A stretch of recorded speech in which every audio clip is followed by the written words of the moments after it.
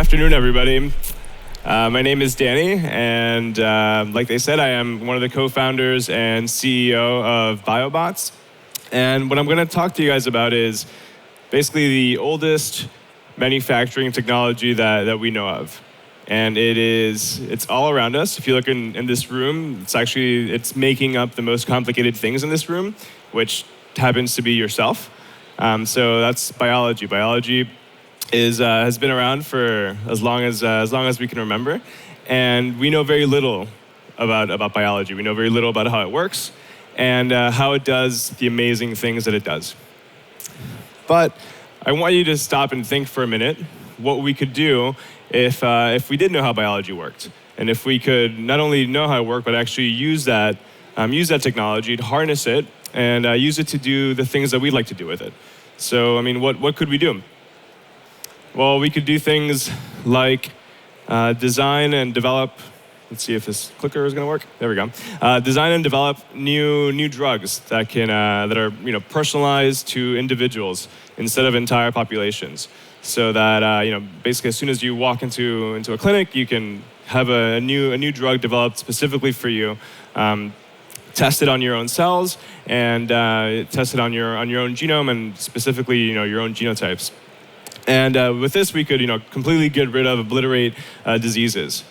And but a little bit beyond that, we could also do things like take cells directly from a patient and design and develop entire new organs out of that patient's own cells, organs that are identical to the ones that they either have or the ones that may be malfunctioning, or in some cases maybe are even better than the ones that they have.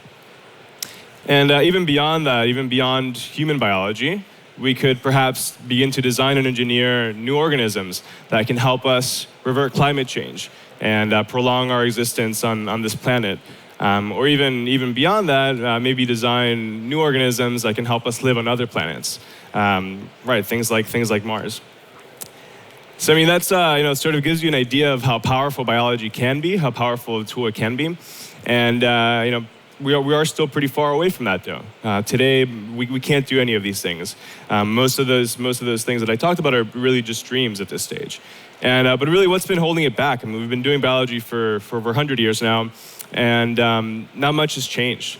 Today, biology is primarily done by hand, by teams of specially trained technicians that basically run around and move really tiny volumes of liquid in and out of little plastic tubes.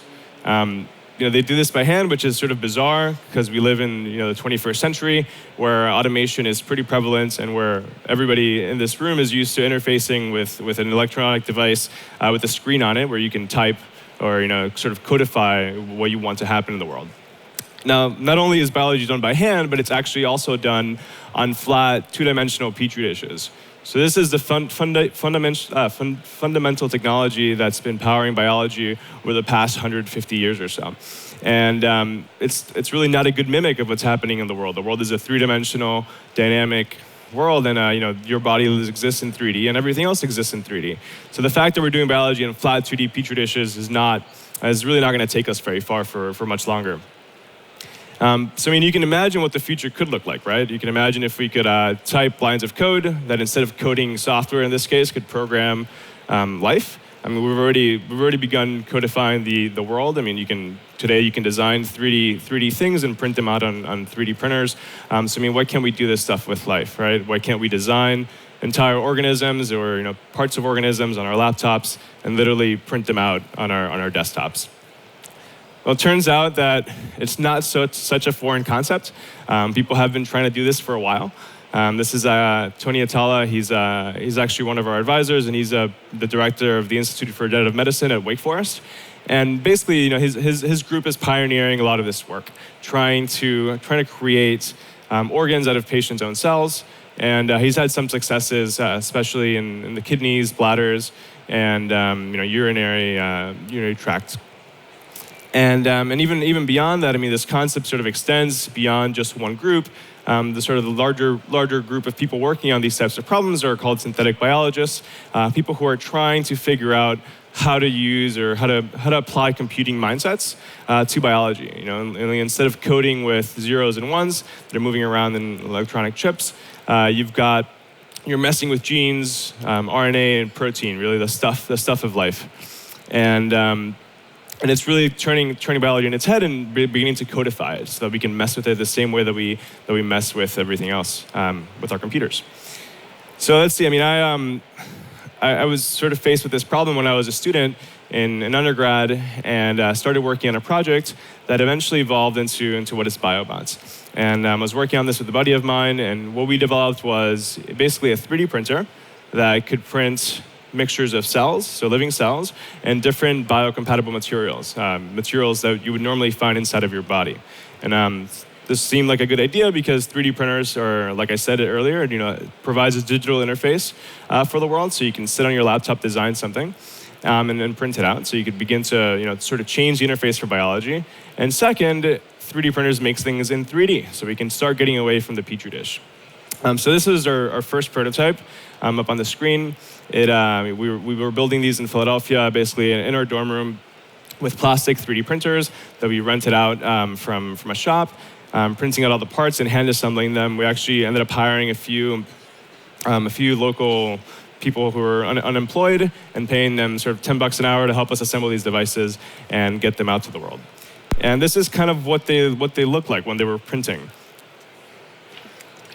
So as you can see, it's squirting out a mixture of, in this case, it's a collagen-based material, and cells. So there are actually cells, living human cells inside of that material. And the way it works is it's like a traditional 3D printer, has a gantry system that moves in 3 axes, X, Y, and Z. And as the head is moving, it's actually applying pressure to a cylinder that contains this material in the cells. And that's how the cells come out of the nozzle.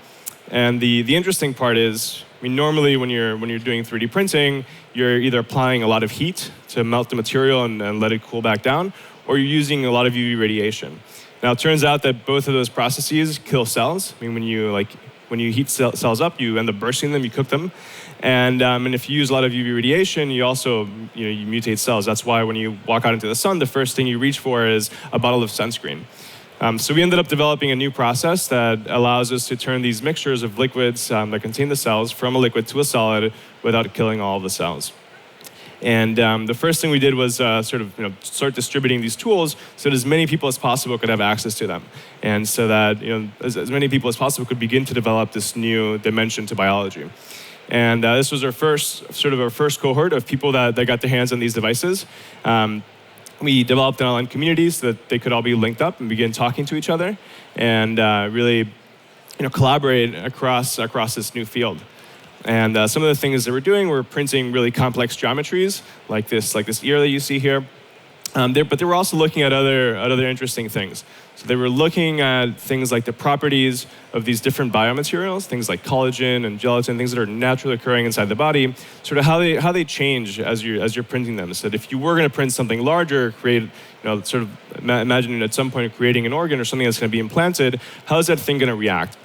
So even beyond that, starting to look at the cells, how the cells are interacting with the materials, and how the cells begin to interact with each other in 3D space. And it turns out that cells in 3D space obviously end up behaving very differently than cells in flat 2D petri dishes.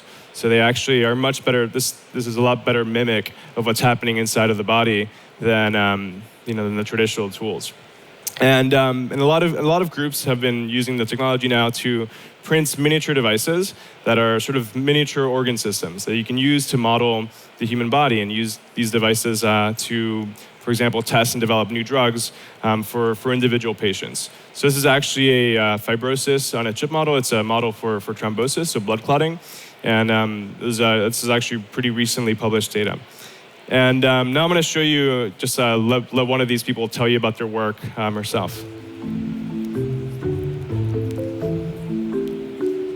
I'm Angela Peniscaltzis-Mortari. I'm a professor in the departments of pediatrics and medicine, and at the moment we are in the 3D bioprinting facility. So the way we start is we identify what body part it is that needs to be replaced. So we need a 3-dimensional digital image of it, and then that gets put into the bioprinting software. And then what we do is we create what's called bioink, that contains biological materials, and it can be with or without cells. And then that gets put into the bioprinter, and it gets printed out layer by layer, being directed by the software. It doesn't matter how complicated and how complex the three-dimensional final product is, because when you're printing in 2 dimensions, layer upon layer, that complexity becomes irrelevant.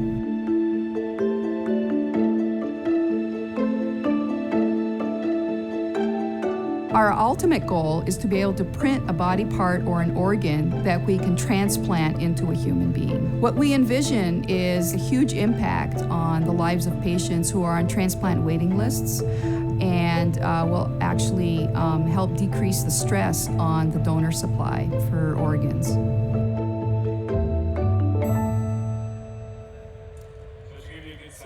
Some of the things that people are working on. And as you saw, I mean, that initial sort of beta program that we ran was highly successful. And we then used use that as a launching point to raise some money and grow out our team. So we grew to about 12 people, a mixture of roboticists, software developers, tissue engineers, and material scientists, and really started to put all this together and develop a next generation version that was vastly improved. So that's sort of what you can see here. It's actually this device. So this is like the full ready go-to-market product. We've been selling these for about a year now, and they're just highly improved in pretty much every way. And we can actually manufacture these at a reasonable scale as opposed to having to rent out 3D printers to make them. So they're a lot better. And I'm going to just quickly walk you through how you would actually use it. Just to sort of complete the picture here, we've also been developing a whole set of, basically a catalog of different materials that people can use with these devices. Think of it the same way that your inkjet printer back at home has different colored cartridges for printing with different colors. Likewise, in this case, we have different materials or different cartridges for printing with different tissue types.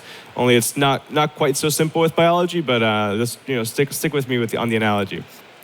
So the way you'd use it, you'd get one of these kits from us. It comes with pretty much everything you need. Here you'd mix up your materials and add your cells. So it is a research tool, so you would need to have access to to some cell culture facilities, and then you place that right into the device. And then what happens is you go on your laptop, design some 3D geometry, some 3D file, and import that. You can use any 3D modeling software, but then you'd import that straight into our software, which is just browser-based, and it would convert your 3D geometry into printer instructions that the printer can understand. And then at the end, you just press print, and the device really sort of takes care of the rest. As you can see, we're still pretty far away from being able to create fully functioning organs, not because the printers can't do it, but really because we just don't fully understand the biology yet. And the manufacturing of these living things is just one step. After you're done printing, the tissues need to be cultured, and you need bioreactors that can really simulate the body in a way that's relevant. And a lot of those tools really just simply don't exist yet, because the world hasn't been doing 3D biology for long enough. So this is really kind of just the first step that we've taken towards a world or a future where you can really design living things on your laptop and print them out right on your desktop. So if you'd like to learn more, you can always just check out our website. It's biobots.com. And otherwise, come find me afterwards, and I'm happy to keep talking about biology. Thank you, guys.